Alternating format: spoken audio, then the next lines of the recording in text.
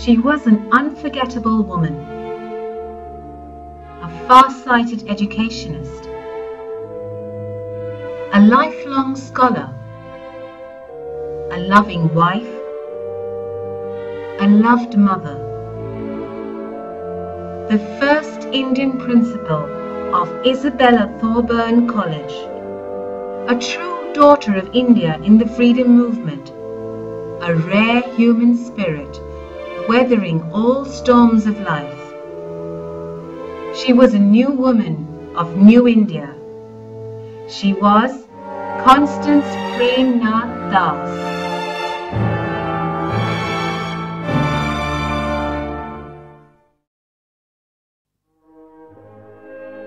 She was born to be great.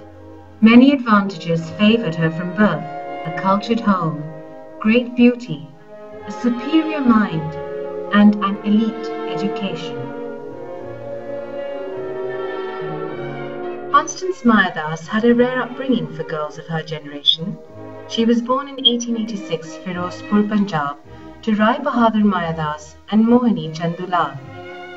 Her family was progressive enough to desire quality education for their daughters. She soon made a mark at the renowned Isabella Thoburn College, Lucknow, established in 1886, the year she was born. Founded by Isabella Thoburn, its fame was unmatched in Asia. She made a great impression on everyone by her good looks, personality, and poise. We girls admired her very much. This popularity and evident leadership qualities culminated in her becoming the first president of the student government body of Isabella Thoburn College. Thereafter, she was awarded a scholarship to continue her undergraduate studies at the Goucher College, Baltimore, USA in 1909. Despite a rigorous academic schedule, Constance found time for her literary pursuits and music. As the associate editor of the college monthly magazine and a member of the college choir and glee club. A brilliant all-round student, she was awarded the Phi Beta Kappa, still the most prestigious undergraduate scholastic honor in the USA.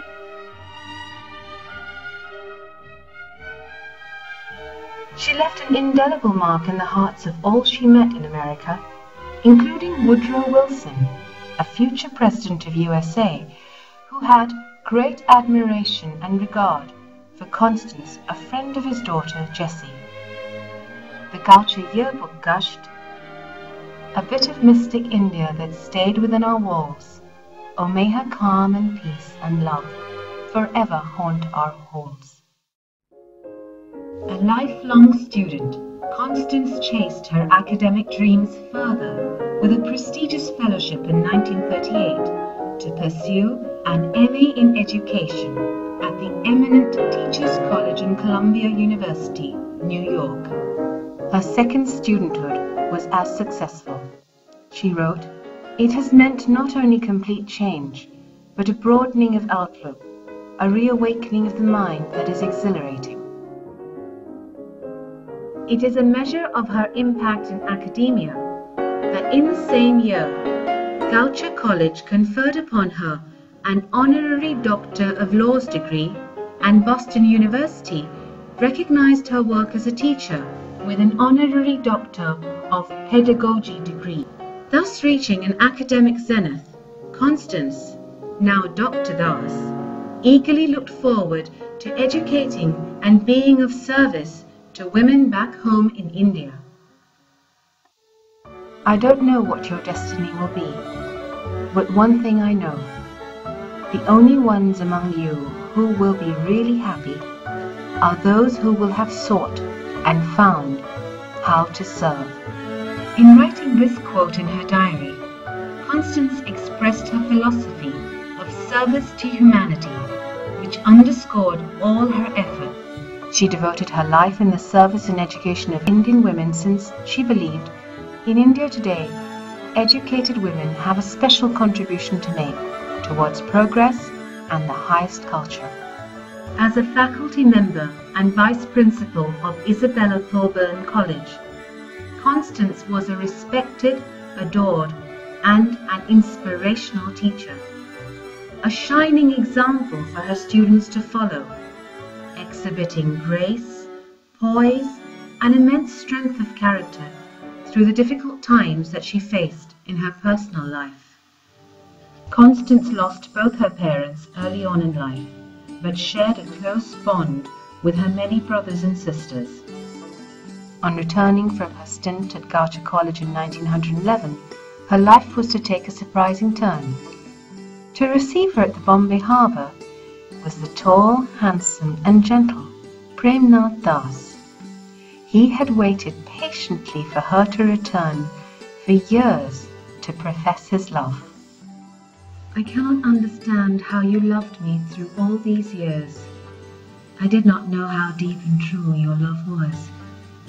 I thank God I do know it now. Their marriage was a happy, fulfilling journey for both. And Constance was a devoted wife and loving mother. She demonstrated through her exemplary life a harmonious balance of marriage and career. Marriage is a very important step and a sacred responsibility. But I don't want to stagnate after marriage, and I want you to help me to make the best of myself. With Prem Nath's wholehearted encouragement, she continued her intellectual pursuits, standing first in Allahabad University's MA English examination in 1914, the first woman in North India to achieve this distinction. Thereafter, in 1928, as a mother of 6 children, Constance resumed her teaching career. It was not to be smooth sailing for long. In 1931, after a surgery, Prem Nath passed away unexpectedly, leaving Constance widowed at a young age. She lamented that her last words to him were "good night" and not goodbye. A woman of immense fortitude, she still missed him terribly. Sometimes such a terror takes hold of me that you have left me, and then the conviction that the link made by God Himself cannot be severed.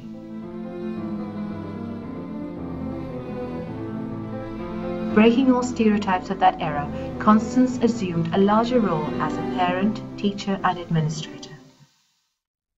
Dr. Dass's excellence as a scholar and educator led her to be elected as the first ever national principal of her beloved Isabella Thoburn College in 1939. It was felt to be the right time for an Indian woman to take over the legacy of the great American women who had made the college a name to reckon with. A dream has come true for those who love Isabella Thoburn College. She brings to her new task ability, grace, a warm heart, a progressive spirit. Indeed, Dr. Dass's times were a new dawn in the history of the college and the nation. Education must develop character and lead to the highest all-round development of which the individual is capable.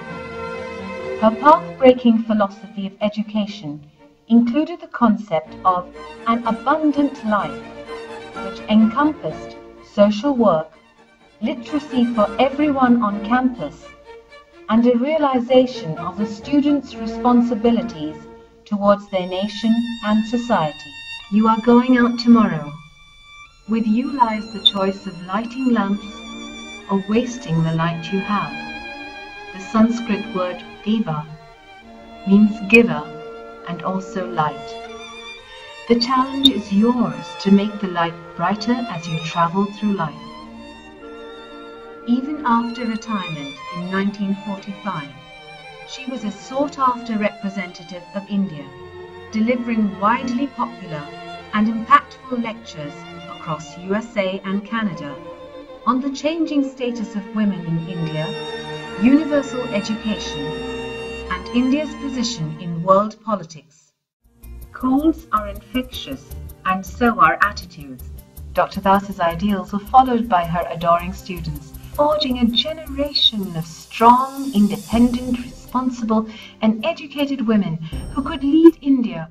This love and concern for India was foremost on her mind. A fervent nationalist thinker, it was befitting that as the first Indian principal, Dr. Das encouraged student participation at the peak of the freedom struggle and also guided them towards responsible and true nationalism. The college became a hub of learning, culture and nationalism, drawing the most renowned educationists and cultural ambassadors and the most revered faces of the freedom movement to share their views and teachings with enthusiastic students. Each student of the college today is a potential giver of living service to her motherland. She made the college neither provincial nor sectarian.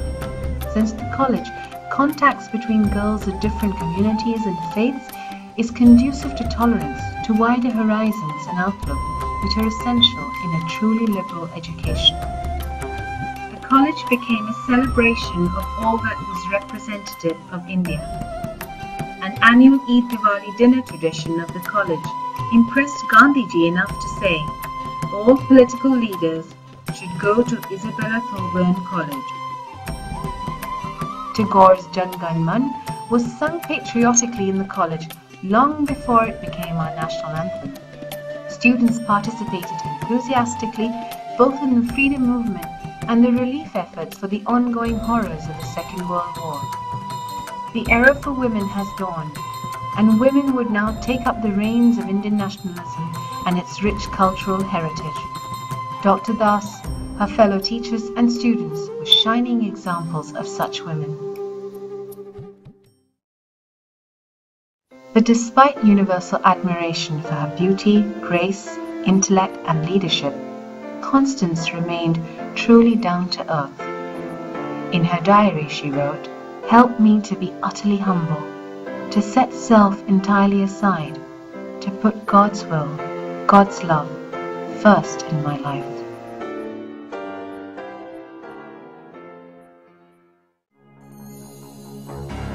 Constance leaves behind an enduring legacy that extends beyond her family, who remember her with great fondness, the gentle, loving mother figure.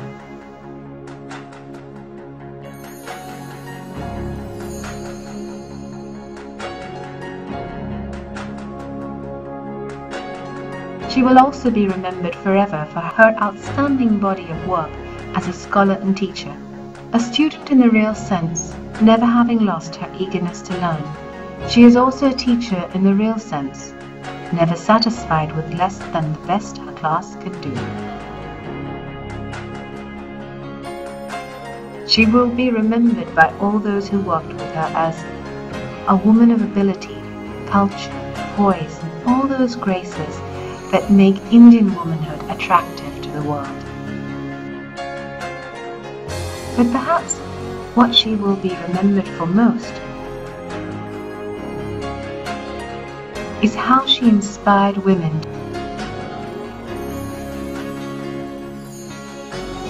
to make the most of their lives.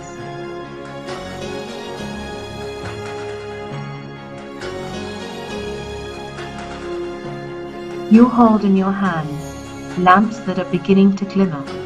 The challenge is yours to make the flame brighter, or to join the ranks of the forgotten that left the lamps of opportunity dark.